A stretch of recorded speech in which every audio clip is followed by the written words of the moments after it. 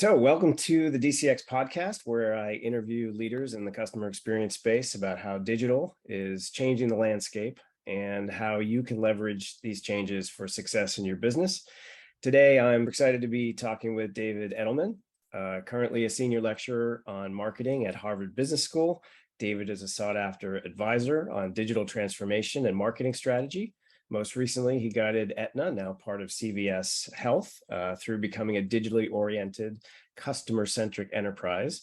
And David has repeatedly been recognized by Forbes as one of the most influential CMOs in the world, and by Adweek as one of the top 20 marketing and technology executives. So very excited to have David here to talk with us about digital and the experiences he's had in that space. So David, welcome. Thank you, Mark. Pleasure to be here. Thank you. So you advise CEOs in healthcare about digital transformation. And so when you speak to them, what do they say their biggest challenges are related to customer experience? The biggest challenges are knowing where to start. There's so many different opportunities. Prioritizing is really a challenge, especially when in many cases it's not always easy to figure out value and to define what value really means. Is value something, I mean, in healthcare especially, is value something that only focuses on improving health outcomes? Does it save customers money? Does it save you money? Does it drive revenues? There's so many different objective functions to sort through that prioritizing is really a challenge. And it gets down in many cases to push on what is the strategy of the company. How does the company overall think about its priorities and the sequencing of what it wants to do in the market?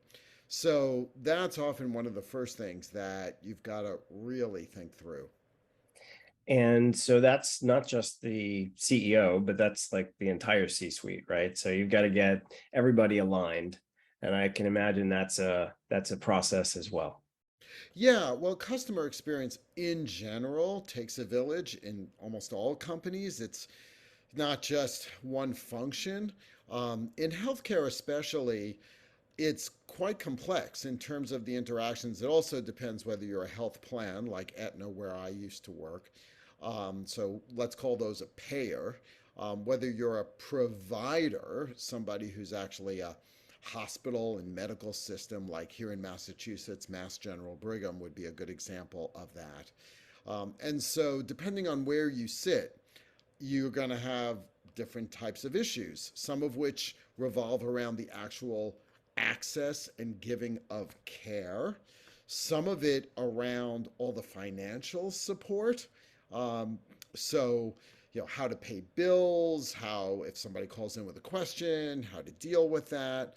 And then some of it's all about engagement in between, because both the payers as well as the providers are trying to help people take healthier actions, not just when bad stuff happens. So if we can keep you healthy, that means you're healthy. It'll save you money. It'll save the healthcare system money. I mean, all good things happen if we can do that. So there's a whole bunch of things around engagement that are also part of the customer experience as well. Actually, but around the organization of these leadership teams, what challenges do they face, and how do they overcome them? How do they get aligned to determine what is most important to focus on, where to put their investments? One of the first things that a lot of executive teams have to do is actually step back and look at, first and foremost, the end to end customer, patient, member, depending on where you sit, you might use a different label, but the experience for that constituent. And what is that end to end? And if you're a health plan, for example, like I was at Aetna, we thought about the journey as having several stages. The first is some type of marketing and enrollment. And for commercial plans, which you get through your employer, that happens in the workplace. There's also Medicare, where Medicare Advantage is sold directly to a consumer, possibly through a broker, but not mediated by a business. So there's enrollment. Then there's onboarding. So once you've signed up, you get your ID card. You often get a whole stack of paper. And you may even get papers from the dental plan, the debit card, the this, the that. And Uh-huh. it's all just coming at you. You have no idea how to sort all through that. You don't really understand it all. So that's a bit of a mess, and I'll come back to that. Then, after onboarding, you're going to have experiences where you're going to get care, some of which may be more acute, some of which may be more chronic. There'll be different kinds of situations where you get care, and you're expecting the insurance company to approve that care, to pay for that. When you get that care, you may or may not be that concerned with what it's going to cost you out of pocket. Uh-huh. And that's going to be an issue as well, which leads to the next journey, which is around payment and inquiries relating to payment. So that's often in healthcare amazingly complicated because most people really have no sense of what they're being charged for until extremely recently. Hospital charges were not very transparent. The government is taking some big steps, though, now to make those transparent. But then, so you've got that. Then you have this, which I talked about before, possibly a whole experience about ongoing engagement, where you want a relationship, depending on who the person is and what they need, to encourage them to take healthier actions, get their flu shot, get their COVID shot. If you're over a certain age, get a colonoscopy, get a breast cancer screening, stay on your meds if you're on your meds. If you're diabetic, get your levels checked. There's over 100 of these different actions that a healthcare payer can encourage a consumer to do that are in their best interests. Uh-huh. So you've got these different stages of the customer experience. And so, as an executive team, coming back to the original question, you've got to figure out where is value in that. What we actually found that one of the most important places for value was onboarding, because you want an educated member. Yeah. An educated member will know how to use the health plan appropriately, will understand how all the finances work, they'll understand the value of certain kinds of support programs that you provide. They'll be happier, they'll call in less, they'll sign up for the app, they'll register online. If you do all of that right, you can set up an educated digital relationship up front. So we aligned as an executive team saying onboarding was going to be a major, major priority. And we actually invested in creating personalized videos, using a company called Sunday Sky. Was incredibly effective. So we sent people links to a personalized video that would tell them their exact economics, whether or not they were signed up for a primary care provider, and if they weren't, here's one that's accepting new patients in your area who is in network. We'd let them know about the nearest urgent care centers they could go to so they wouldn't have to go to an emergency room, that were in network, and all the other benefits that they could get. 70% of the people we sent that link to watched the entire 4-minute video. Pretty amazing statistic. And those people who watched the video versus those who didn't retained better, called the customer service less, signed up online at a higher rate, and interestingly, were in the emergency room less, Mm. which is so much better for everybody around, and especially them for their own health. So that's an example of where we really aligned. We decided we wanted to invest. We set a priority, and the whole executive team was behind that.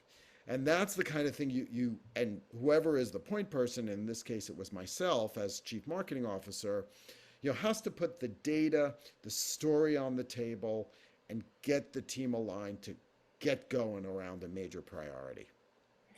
And how do you keep the teams aligned over time? Because these are not overnight transformations. These are things that take time, require research, require journey mapping, require all those pieces to come together and turn into the experience and testing and everything else. So, given the time frames for programs like this, how do you keep everyone aligned along the way? So keeping the momentum going takes a few things. One is certainly big support from the top. So when Karen Lynch became CEO of Aetna, she's now CEO of CVS. One of the things she did was say 20% of the bonus compensation for the executive team is going to be based on customer experience metrics. Mhm. We needed to figure out what those metrics would be between net promoter score, customer satisfaction. It varied depending on the line of business and such. And sometimes our priorities changed, so we would change the metrics. But one thing was getting people's attention through 20% of their bonus tied to customer experience measures. That's a big deal. Uh, so that was pretty important. The other was setting up a regular cadence. So every 2 or 3 months, I had time on the executive team agenda to talk about what were we doing, what are we learning. So what's the impact of what we've been doing? What are new things we're learning? Where do we want to focus next? What could be the economics of that? And then we would rally initiatives against that, really focused from a journey perspective. So I mentioned onboarding Mhm. before. Another whole journey that's absolutely critical for people is getting care, which from a payer perspective means you want to approve getting care, giving people access to care for things that are appropriate to approve. And you want to do it incredibly rapidly. You don't want faxes flying around. You don't want things trapped in cycles. Now, there are some issues because sometimes people are trying to get care for which it isn't necessarily medically indicated. It could be more experimental before trying more traditional things that are proven to work. And so there are some trade offs in terms of approval. So we wanted to make sure we communicated that to all the parties involved, especially the member. But the main thing was working through to get approvals. And so, for example, there were large numbers of doctors we worked with whom we've never turned down. They always are appropriate, they always are quick, outcomes are really high from a quality perspective, so they've got a golden pass. So we set up a Mhm. golden pass program so that anything they want would be approved. We might check a few on the back end, but it never was a problem. Um, for more and more of the doctors, also, we really made sure that they were going to be electronically connected. And if they weren't, that would affect reimbursement rates. So we wanted to speed up that whole process, get away from faxes. Mhm. So, we went methodically through journeys. We also looked at ongoing engagement as another journey where we had a program going. So it was very deliberate, keeping the focus on those journeys and the metrics that would be important to those journeys. How about the customer side of that? So, looking for a doctor, making appointments, getting appointment reminders, post the appointment, getting information back from tests, from results, getting access to the information that was discussed, those types of parts of the customer side of the journey. Yeah, those are really critical. And this is part of the complexity of the healthcare system because most of those are really in control of the provider, not the payer. So that was an issue. But again, for providers in network who would digitize all of those programs, we created, we gave them priority in terms of if customers were looking up doctors in network, those who had digital enablement would be top on the list. So we created certain kinds of prioritizations for that. We also encouraged them in terms of best practices. It generally became one of the screening criteria for adding new doctors and new providers into the network. So it's part of the complexity, though, that some things happen at the provider side, some things Mhm. happen at the payer side. We do not have an integrated national system. There are some healthcare delivery systems that are unified. Kaiser Permanente is a good example of one where they're both the payer and the provider. So they can do all of that that you described in an integrated way. But the vast majority of people in the United States are not covered by an integrated payer provider. Yeah. So they get some things from one and some things from the other. Yeah, or they see doctors from different groups and different systems, and then they've got And a then the log information in for this doesn't. one, a log in for that one, and no way to kind of check in a consistent, cohesive manner their experience. It's very much focused on the provider that you're working with and how they've set up things. So I can see that as a future enhancement for me as a customer, right? I am a human being and I go see a lot of doctors, or I have medications in different places. I want a centralized place to manage my care versus being focused on, oh, was that at Jefferson or was that at Penn? I Yeah. can't remember where that doctor was and where to go find my records and things like that. Do you see a future where that comes to No life? question. And in fact, Aetna, together with CVS, has started incorporating and surfacing links to things like scheduling systems and such in the Aetna app when you pick a particular provider. You can actually now, and this is more recent, for a certain range of providers, do the scheduling. The aspect, though, of linking the data across is an interesting and tricky one. That the providers try to keep you within their system so that because they're all on the same electronic health records, Mhm. so they can move it around. Now, recently, there's been a new set of interoperability standards that have been released by the government that all all providers and soon also the health plans all have to adhere to a standard way of putting data in files, and they have to move it to where a consumer wants that data to be moved. Hmm. Okay. So that is rolling out as we speak. That is becoming a government standard. First, starting with government funded programs, Medicare and Medicaid. It'll go down to commercial, pretty sure it will. So that is starting to roll out, including actually surfacing the prices of care Hmm. as well, which has been quite controversial, but appears to be happening. So things are moving from a data perspective as interoperability standards happen. The consumer's the one who's going to be on, has to say, I want to move it, but it should get easier as time moves on. And so CVS has a different model that's more pharmacies and stores. Um, you were involved in the leading the digital transformation there as well.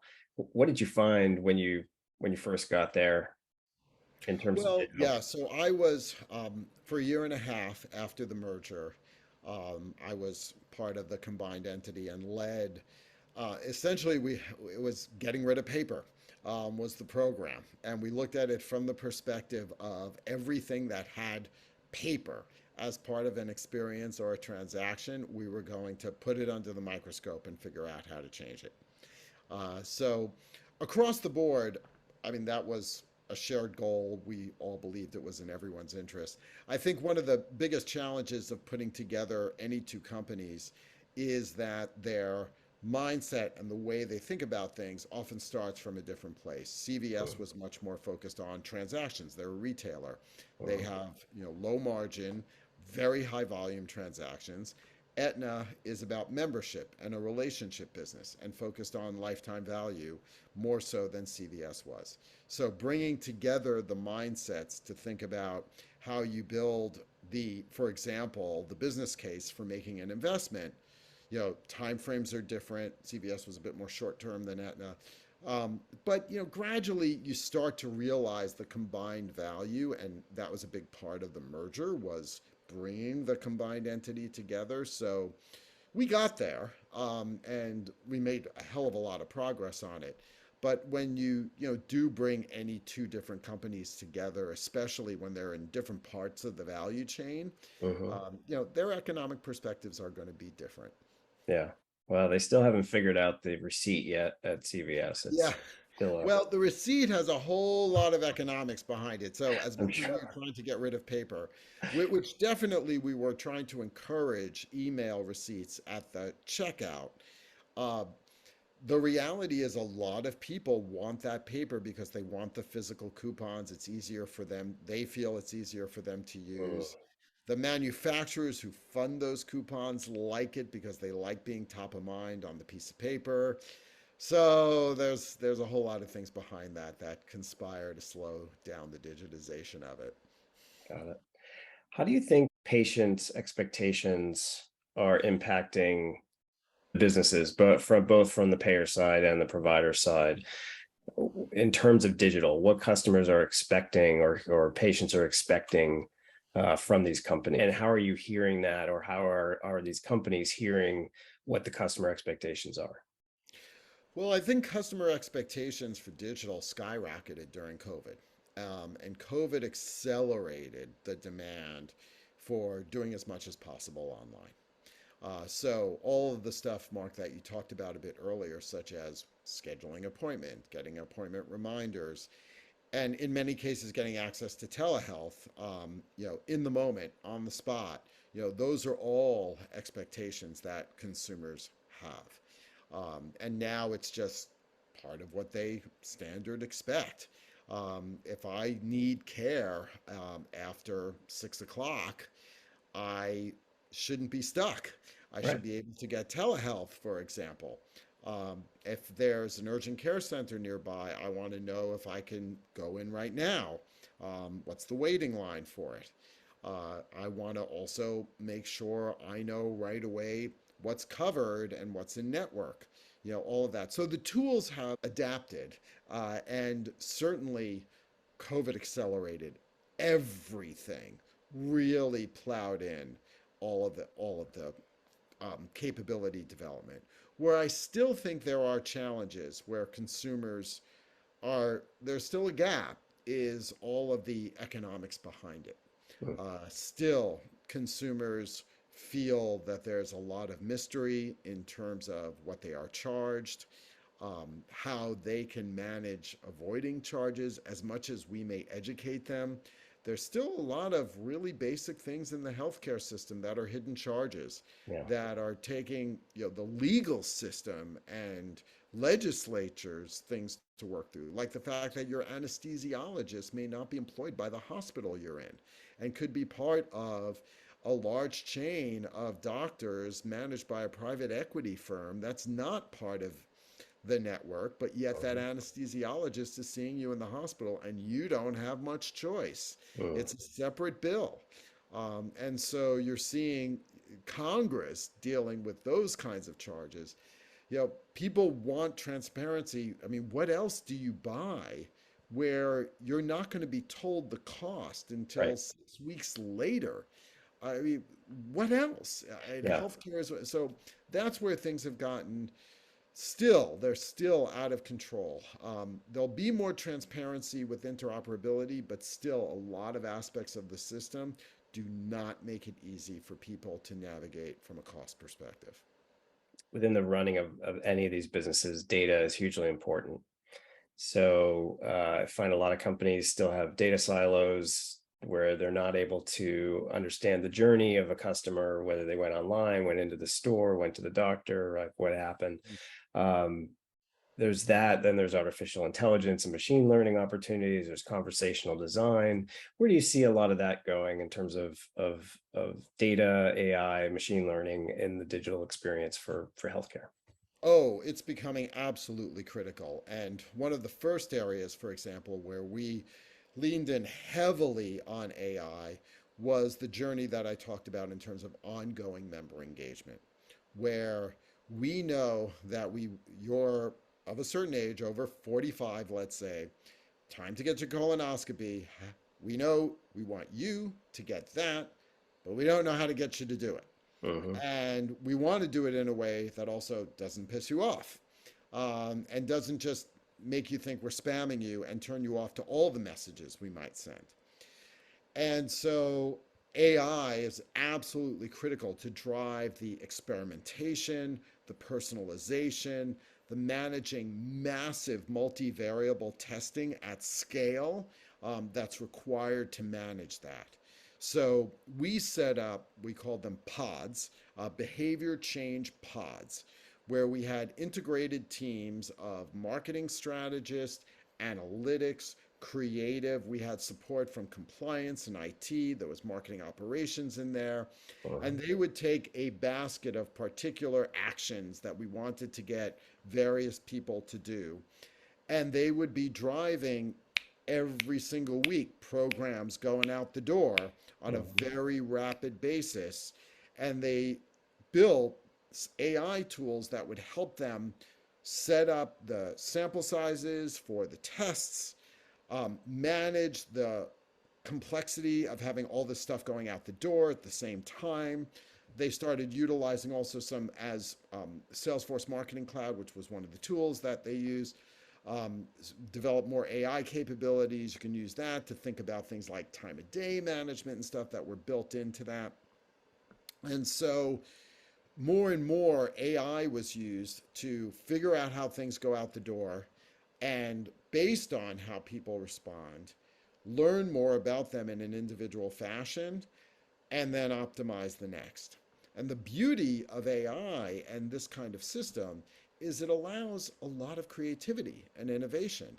So you could come up with new ideas every week that Hmm. we could throw into the hopper and then see for whom did it work for, whom did it not. Versus before, it was all just simple A/B testing. So you take a whole population, you try to come up with something better. Maybe it worked, maybe it didn't, but it was all averages. And the key is aligning it to different people's needs. And so managing that complexity is what AI enables you to do. And now, for example, there's a whole business, and I will confess, I am an advisor to this company called CVS Health that actually created a whole business supporting health plans on doing behavior change marketing. So they've built a whole set of AI engines, and there's a number of them along the way to help payers manage this whole process. And so that's an example. I think you're going to see it also in terms of in the back end. I talked about approving whether or not somebody should have access to certain kinds of care. Increasingly, that's not going to be done by doctors in a back room. It'll start Hmm. with AI screening it based on a whole lot of factors. And then for the things that the AI thinks might be turned down, those will get kicked up to a human for final approval. So the AI wouldn't do the negative, but it can approve the positive. And then you're also seeing things like AI being used to screen things like X-rays, and to see did the right thing be found. Another company I actually work with, Vidya Health, does AI for dental X-rays, and that allows dentists to get a dramatically better view of what's going on in someone's mouth, and it even shows things that could lead to broader health implications Hmm. downstream. And it's proven that together between the dentist and the AI, they find more things. On the other side, though, tools like that also help the insurers in case there's problems with the x-rays coming in, duplicate x-rays. There's sometimes waste, abuse, and fraud that comes in. And so the insurers are going to use that to screen it. And all of that works to the benefit of the patient. You're getting higher rates of health outcomes, you're getting lower cost along the way. And I think we are just seeing the tip of what AI can do. Yeah, that's all of that's super exciting. David, I really appreciate you taking the time to share with us your experience and your thoughts on the healthcare environment and where things are going. Been great to speak with you. I wish you all the best. Thank you so much, Mark. My pleasure.